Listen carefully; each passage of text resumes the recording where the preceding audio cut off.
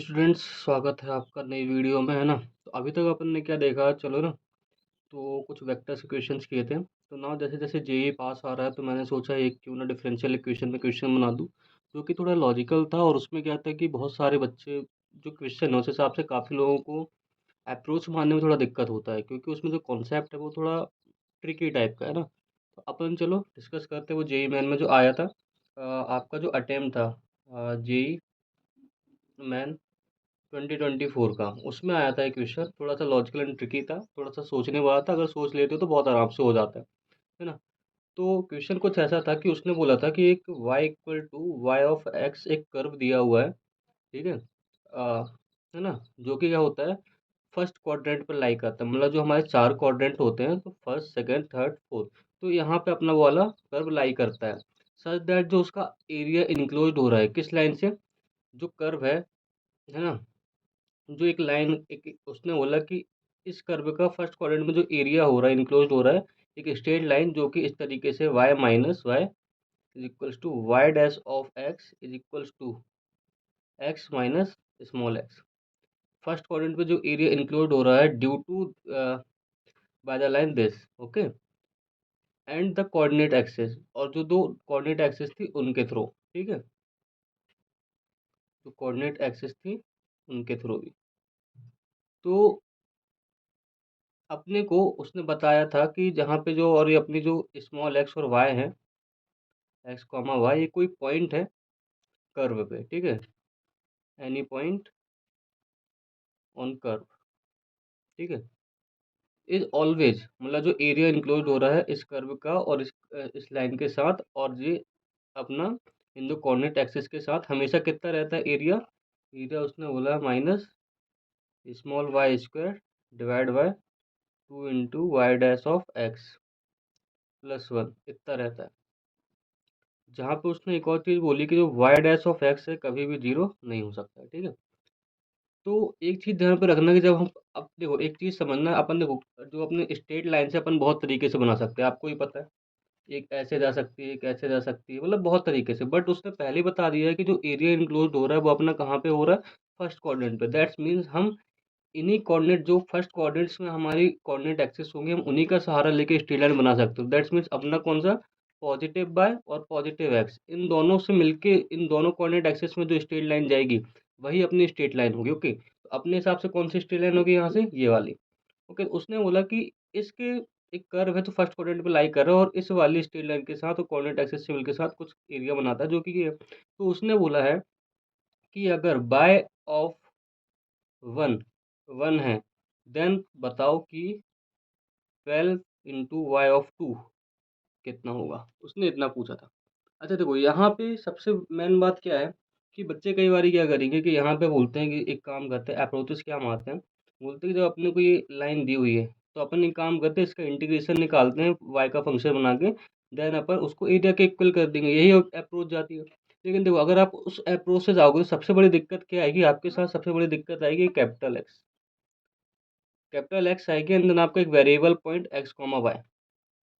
तो आपको बहुत सारे वेरिएबल्स एक साथ टैकल करना पड़ेगा, जो कि बहुत ही ज़्यादा डिफ़िकल्ट हो जाएगा ना, एंड टाइम कंज्यूमिंग हो जाएगा। तो उस चीज़ को इग्नोर करना अपने को ना।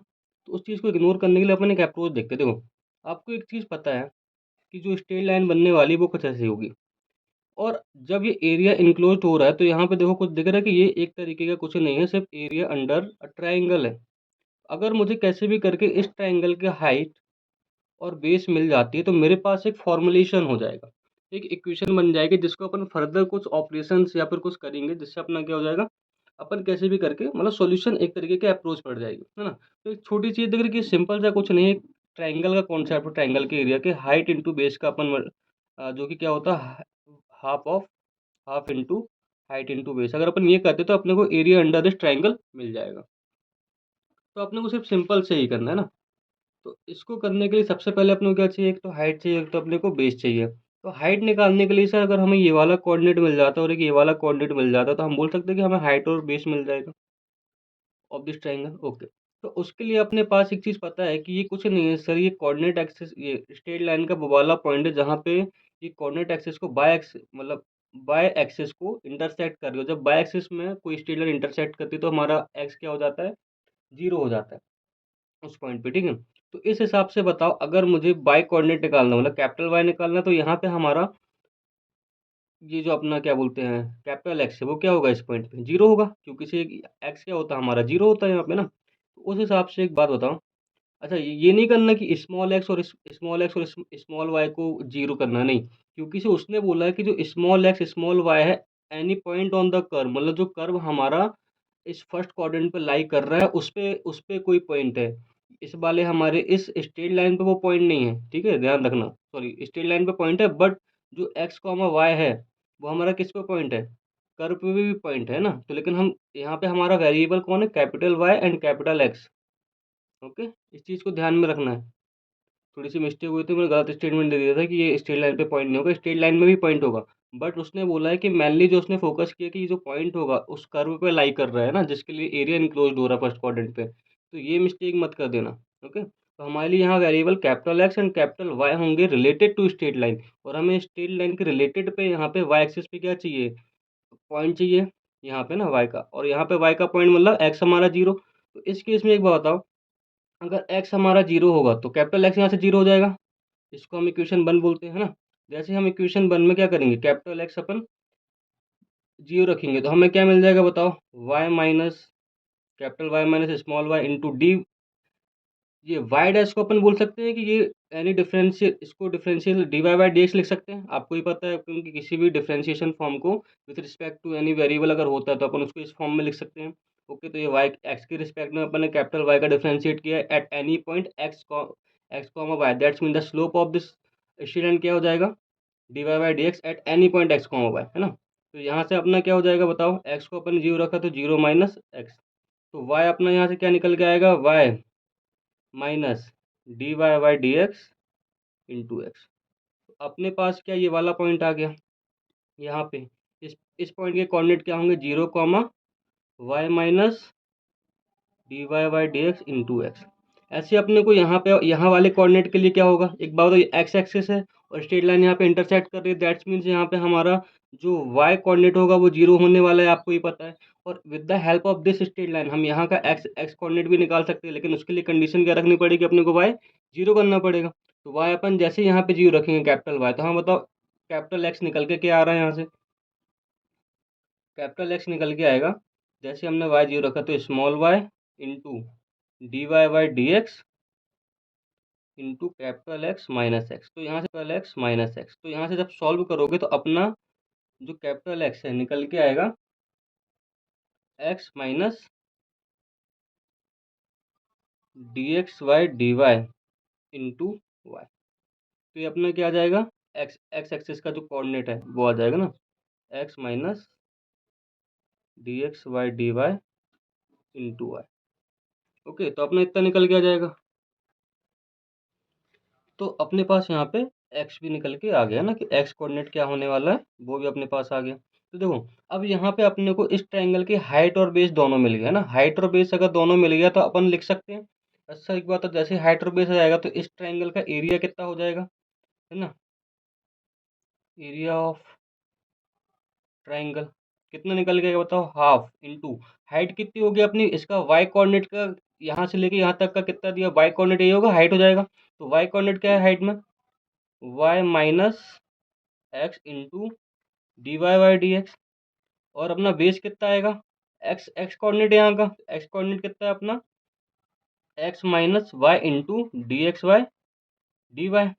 तो ये अपना एरिया दिया है ना, तो मतलब एरिया अंडर द कर्व है ना, जो इनक्लोज हो रहा है एरिया वो दिया है, और उसने कितना बोला कि एरिया कितना रहने वाला है हमेशा इसके बराबर। तो एक बात बताओ, अपना जो एरिया ऑफ ट्रायंगल है यहाँ से कितना आ जाएगा, वाई माइनस एक्स इंटू, देखो मैं इसको d y by d x को वाई डैश लिख दे रहा हूँ, ठीक है, इसमें से थोड़ा कैलकुलेशन अपन सिंपल करवाएं, यहाँ से x minus y upon y dash हो जाएगा, ठीक है।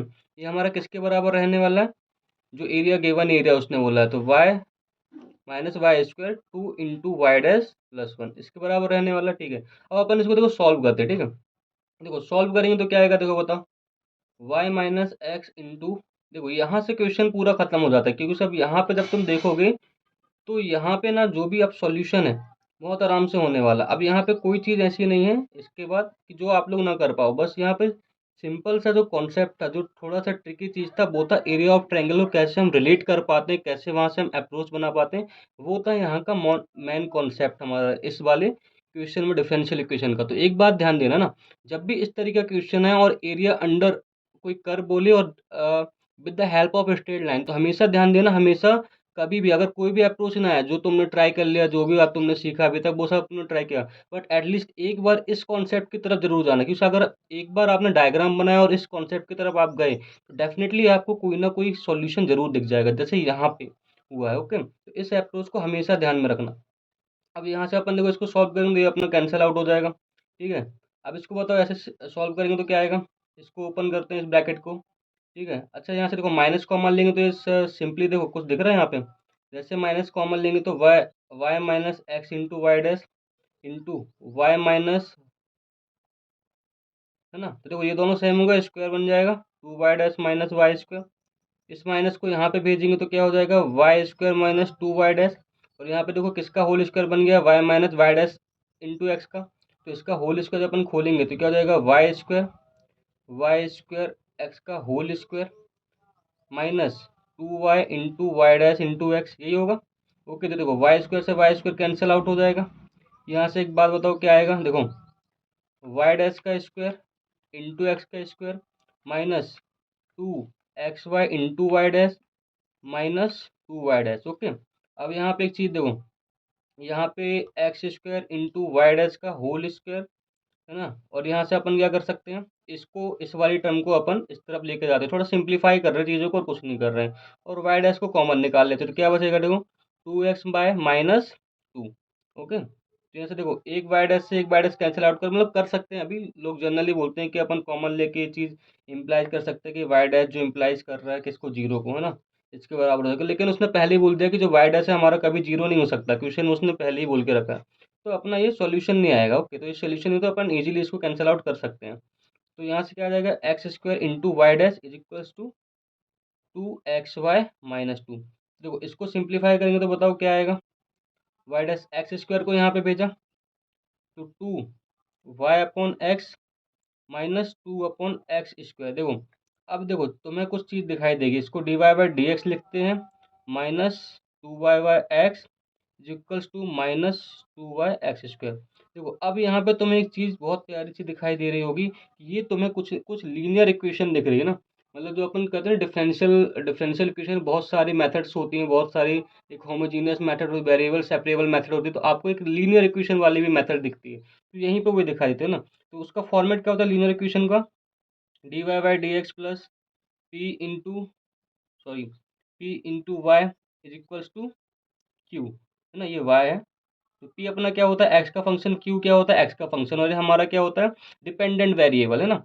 डिपेंडेंट वेरिएबल, यहाँ पे डिपेंडेंट वेरिएबल क्या है, एक्स है, तो यहाँ पे हमारा डिपेंडेंट वेरिएबल होता है, तो यहाँ पे देखो इसके हिसाब से पी क्या आता है हमारा, पी आ जाएगा -2/x, और क्यू क्या निकल के आएगा by comparison, is equal to -2/x square. तो एक बार बताओ, जब अपन इस तरीके का इंटीग्रेशन करते, लीनियर इक्वेशन को सॉल्व करते, तो अपने पास एक चीज़ आती है क्या, इंटीग्रेशन फैक्टर। तो इस वाले इक्वेशन का इंटीग्रेशन फैक्टर क्या निकल के आएगा, e⁻ -2/x इंटू डी। देखो टाइम को अगर बचाना है तो इन चीज इस यहाँ की कैलकुलेशन को, इंटीग्रेशन फैक्टर वाली को हमेशा माइंड में ही करके देखना, ठीक है। किसी तुम्हें पता है कि 1/x का फॉर्मेट बन रहा है, ऊपर अपन इंटीग्रेशन करेंगे तो ln x का फॉर्मेट आएगा, और e की पावर में ln x जैसे ही जाता है तो हमारा जो भी आर्गूमेंट होता है ln के अंदर वो हमारा बाहर आ जाता है।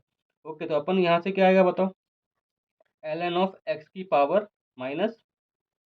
तो ये अपना आएगा इंटीग्रेशन होने के बाद। तो देखो यहाँ से अपना इंटीग्रेटिंग फैक्टर क्या निकल के आया, 1/x स्क्वायर, तो अपना इंटीग्रेटिंग फैक्टर आया, ठीक है, इंटीग्रेशन फैक्टर। तो अब इसको इंटीग्रेट, अब अपने को सॉल्यूशन निकालने इस डिफरेंशियल इक्वेशन के, तो कैसे आते हैं लीनियर इक्वेशन के थ्रू, तो y इंटू अपना यहाँ पे क्या था, इंटीग्रेशन फैक्टर का मल्टीप्लिकेशन होगा, y into 1/x square is equals to, then क्या होगा बताओ, इंटीग्रेशन ऑफ q इंटू, है ना, -2/x स्क्वायर इंटू अपना इंटीग्रेटिंग, जो अपना इंटीग्रेशन फैक्टर होता है उसका मल्टीप्लाई होगा, तो कितना इंटीग्रेशन फैक्टर अपना 1/x स्क्वायर, कितने ये, इंटू डी एक्स।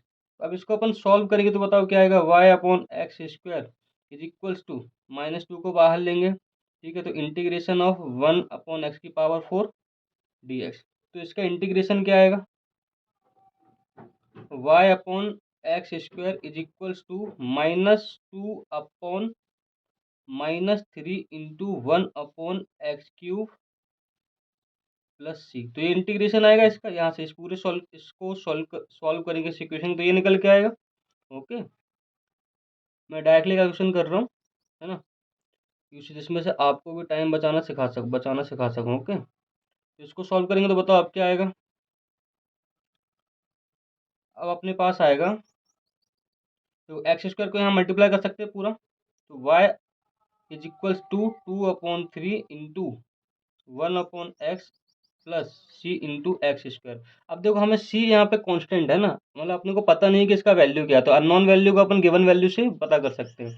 तो एक्स पे जब हमने वाई रखा तो वाई हमारा कितना आ रहा है, 1 with the help of this, तो 1 is equals to 2/3 into 1/1 plus c into 1 का स्क्वायर 1 हो जाएगा। तो यहाँ से अपन सॉल्व करेंगे तो सी हमारा क्या निकल के आएगा बताओ, और यहाँ से आएगा 1 -2/3 इज इक्वल टू सी, तो सी हमारा निकल के आ जाएगा 1/3।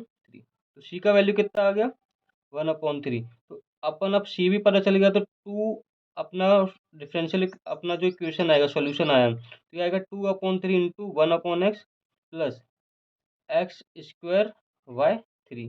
तो अपने क्या आ गया, सॉल्यूशन आ गया उस डिफरेंशियल इक्वेशन का, वन ऑफ द सॉल्यूशन अपने को मिल गया है। अब उसने हमसे पूछा है कि इस जो सॉल्यूशन आएगा उसका हमें किस पे वैल्यू बताना है, y(2) उस पर 12 का मल्टीप्लाई करना, तो वो हमें बताना कितना आएगा। तो मेरे हिसाब से अब कोई दिक्कत नहीं, अपने यहाँ पे क्या रख लेंगे, 2 रख लेंगे, तो y कितना आ जाएगा 2 रखने पे 2/3 इंटू 1 सॉरी यहाँ पे मैं बता देता हूँ ना कि अपन ने y(2) रखा है, तो अपने पास क्या आ जाएगा सोल्यूशन, 2/3 1/2 प्लस 2 का स्क्वायर y3, 2 से 2 कैंसिल आउट हो जाएगा, तो y(2) कितना निकल के आएगा 1/3 प्लस 4/3। तो यहाँ से y(2) कितना निकल के आएगा हमारा 5/3। अब उसने लेकिन क्या पूछा था, जो भी y(2) आएगा हमारा उस पर हमें किसका मल्टीप्लाई कर देना 12 का। तो यहाँ पे बताओ जैसे ही 12 का मल्टीप्लाई करोगे तो क्या आ जाएगा अपना आंसर, 12 इंटू y(2) क्या निकल के आएगा 20। तो ये हमारा आंसर हो गया। देखो एक छोटा सा कॉन्सेप्ट है बस किसका, एरिया ऑफ ट्राइंगल, है ना, इसका उसने यूज किया और जेई मैंने पूरा क्वेश्चन बना दिया। इतना बड़ा सोल्यूशन है। देखो अगर कैलकुलेशन फास्ट करोगे बहुत सारे स्टेप अपन रिड्यूस कर सकते हैं, अगर आप बहुत सारे कैलकुलेशन को माइंड में ही करना सीख लो, तो मेरे हिसाब से टाइम बचाने के लिए आपको ये चीज़ करनी चाहिए, है ना। तो इस तरीके का एक क्वेश्चन है जो आपके जेई में 2024 में आया था, एंड इस टाइप के जो क्वेश्चन है आपको और भी आपके अप्रैल वाले अटेम्प्ट में देखने को मिल सकते हैं, है ना। मिलते हैं अपन नेक्स्ट वीडियो में with a new question and new concept. ठीक है, ओके, थैंक यू।